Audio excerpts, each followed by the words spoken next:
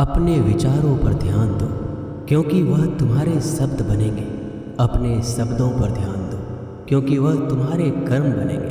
अपने कर्मों पर ध्यान दो, क्योंकि वह तुम स्वयं बनोगे। गलती उसी से होती है जो मेहनत से काम करता है। निकम्मों की ज़िंदगी तो दूसरों की बुराई खोजने में ख़त्म हो जाती है। इज्जत इंसान की नहीं होती है, ज़रूरत की होती है। ज़रूरत ख़त्म तो इज्जत ख़त्म। बोलना सीखिए, वरना ज़िंदगी भर सुनना पड़ेगा। उड़ने में बुराई नहीं है, आप भी उड़ें, लेकिन उतना ही जहाँ से ज़मीन साफ दिखाई देती हो। सिर्फ वो लोग आपकी परवाह करते हैं जो आपको तब भी सुन सकते हैं जब आप चुप होते हैं। चिंता उतना ही करिए जितने में काम हो जाए, उतना नहीं कि ज़िंदगी ही तमाम हो जाए। आप अपने शब्दों को चाहे जितनी भी समझदारी से बोलिए, लेकिन सुनने वाला अपनी योग्यता और अपने मन के विचारों के अनुसार उसका मतलब निकालता है। यकीन करो, जो तुम्हें भूल चुका है वो भी याद करेगा, बस उसके मतलब के दिन आने दो। कहानी ज़िंदगी की यही है कि इसमें मनचाहा किरदार नहीं मिलता। ज़िंदगी तो अपने दम पर ही जी जाती है। दूसरों के कंधों पे तो सिर्फ जनाजे उठाए जाते हैं। आपकी मुस्कान आपके चेहरे पे भगवान के हस्ताक्षर है। उसे अपने आंसुओं से धुल लें या क्रोध से मिटने ना दें। कोई भी व्यक्ति हमारा मित्र या शत्रु बनकर संसार में नहीं आता। हमारा व्यवहार और शब्द ही लोगों को मित्र और शत्रु बनाता है। जो व्यक्ति हर वक्त दुख का रोना रोता है, उसके द्वार पर खड़ा सुख बाहर से ही लौट जाता है। जिसके पास उम्मीद और आस है, वो ज़िंदगी के हर इम्तिहान में पास है। हर कोई अपना नहीं होता, और यही सच है। कितने अजीब है ये ज़माने के लोग। खिलौना छोड़कर जज्बातों से खेलते हैं। महान दिमाग विचारों की चर्चा करता है, औसत दिमाग घटनाओं की चर्चा करता है, और छोटा दिमाग लोगों की चर्चा करता है। अहंकार ना पालिए जनाब, वक्त के समंदर में कई सिकंदर डूब गए। इन 5 जगहों पर हमेशा चुप रहना सीखिए। पहला, जहां आपके शब्दों की कोई कीमत नहीं। दूसरा, जहां बोलने के बाद आपको पश्चाताप ना करना पड़े। तीसरा, अगर आपके बोलने से किसी का दिल दुखता हो। चौथा, अगर आप गुस्से में हो, क्योंकि इंसान गुस्से में बिना कुछ सोचे समझे कुछ भी बोल देता है। और पांचवा, जहां आपको समझदारी से कोई सुनने वाला ना हो। किसी का कष्ट देखकर अगर तुम्हें भी कष्ट होता है तो समझ लेना तुम्हारी आत्मा में परमात्मा विराजमान है। सिर्फ सुकून ढूंढिए, ज़रूरतें कभी भी पूरी नहीं होती। ज़िंदगी में सारा झगड़ा ख्वाहिशों का है। ना तो किसी को गम चाहिए, ना किसी को कम चाहिए। जिसके इरादे हमेशा साफ होते हैं, कई बार लोग उसी के खिलाफ होते हैं। जो तुमसे तंग आ जाए उसे छोड़ दो, क्योंकि बोझ बन जाने से याद बनना बेहतर है। झूठ की खरीदारी ज़्यादा दिन तक नहीं टिकती। सच एक ही सही अंत तक साथ देता है। किसी इंसान के आज को देखकर उसके भविष्य का मजाक मत उड़ाओ, क्योंकि समय में इतनी शक्ति है कि वो कोयले को भी धीरे धीरे हीरे में बदल देता है। समय जब फैसला करता है तो गवाहों की ज़रूरत नहीं पड़ती। इंसान का काम तमाम करने वाला शब्द है।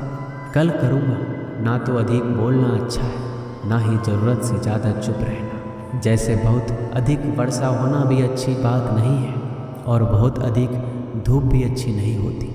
विचार कीजिए, हमारा जन्म हमारी मर्जी से नहीं होता, ना हमारा मरण हमारी मर्जी से होता है।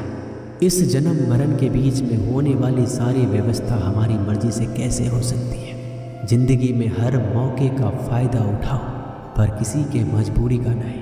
अगर ज़िंदगी मौका देती है तो धोखा भी देती है। ज़िंदगी की सबसे अच्छी दवा है जिम्मेदारी। एक बार पी लीजिए साहब, ज़िंदगी भर थकने नहीं देगी। जीवन में प्रयास सदैव कीजिए। लक्ष्य मिले या अनुभव, दोनों ही अमूल्य हैं। ज़िंदगी में तकलीफ़ें तो हवा के झोंकों सी होती है, जो आती है और चली जाती है। पर ये जब जब आती है तो सभी के नकाब उतार कर जाती है। जो आपने सोचा है ज़रूरी नहीं कि वो मिल जाए, मगर जो भगवान ने सोचा है वो आपको ज़रूर मिलेगा।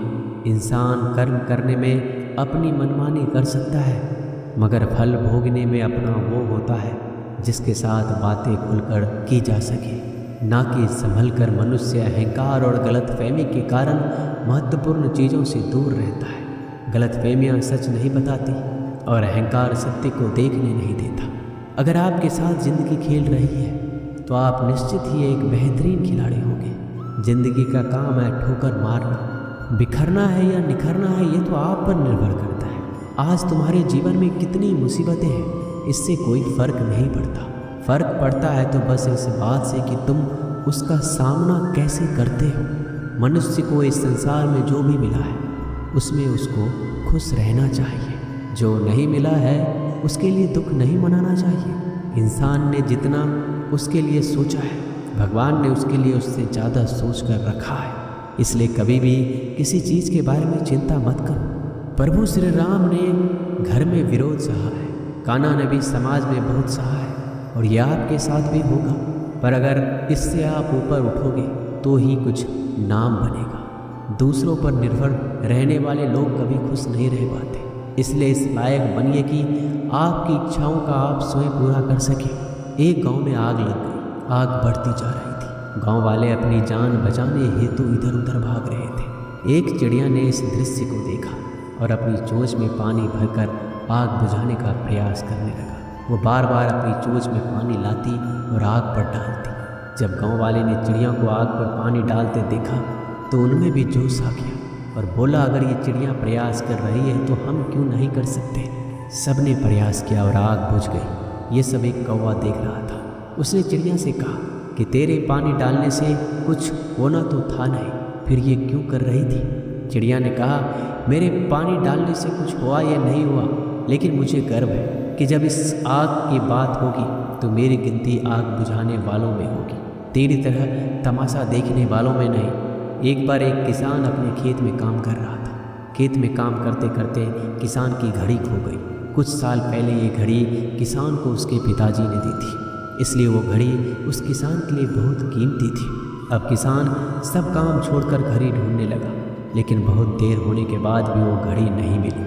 तभी किसान ने पास में खेल रहे बच्चों को बुलाया और उनसे कहा, बच्चों, इस खेत में मेरी घड़ी गुम गई है। मैं बहुत देर से घड़ी ढूंढ रहा हूँ। तुम में से जो मेरी घड़ी ढूंढने में मदद करेगा मैं उसे एक इनाम दूंगा। इनाम के उत्साह में सब बच्चे उस घड़ी को ढूंढने में लग गए, लेकिन इतने बड़े खेत में छोटी सी घड़ी ढूंढना बहुत ही मुश्किल काम था। कुछ घंटों बाद सब बच्चे जाने लगे। किसान ने भी अपनी उम्मीद छोड़ दी। वो भी घर जाने की तैयारी कर रहा था। आखिर में एक बच्चा किसान के पास आया और बड़े शान से कहा कि सब बच्चे चले गए, बस मुझे थोड़ी देर और घड़ी ढूंढने दीजिए। किसान ने कहा, ठीक है, मैं कुछ देर बाद आता हूँ, तुम देखो जब तक घड़ी मिलती है या नहीं। किसान जब 20 मिनट बाद आया तब बच्चे के हाथ में घड़ी थी। किसान आश्चर्यचकित हो गया और बच्चे से पूछा कि इतना जल्दी तुमको घड़ी कैसे मिल गई। बच्चे ने कहा, सब जा चुके थे। अब इतनी शांति थी कि मैं धीरे धीरे पूरे खेत में घूमकर आवाज़ सुनने लगा। जैसे ही शांति में मुझे आवाज़ सुनाई दी वैसे मुझे पता लग गया कि घड़ी कहाँ पर है। दोस्तों, ये कहानी शांत दिमाग का बहुत ही बढ़िया उदाहरण है। जब हमारा दिमाग शांत होता है हर बड़ी चिंता खत्म हो जाती है और आसपास का शोर भी खत्म हो जाता है, तो हमारा दिमाग अपने आप काम करता है और हमें सही दिशा दिखाता है। दोस्तों, इस वीडियो में बस इतना ही। जल्दी मिलते हैं हम और भी ज्ञानवर्धक वीडियो के साथ। धन्यवाद।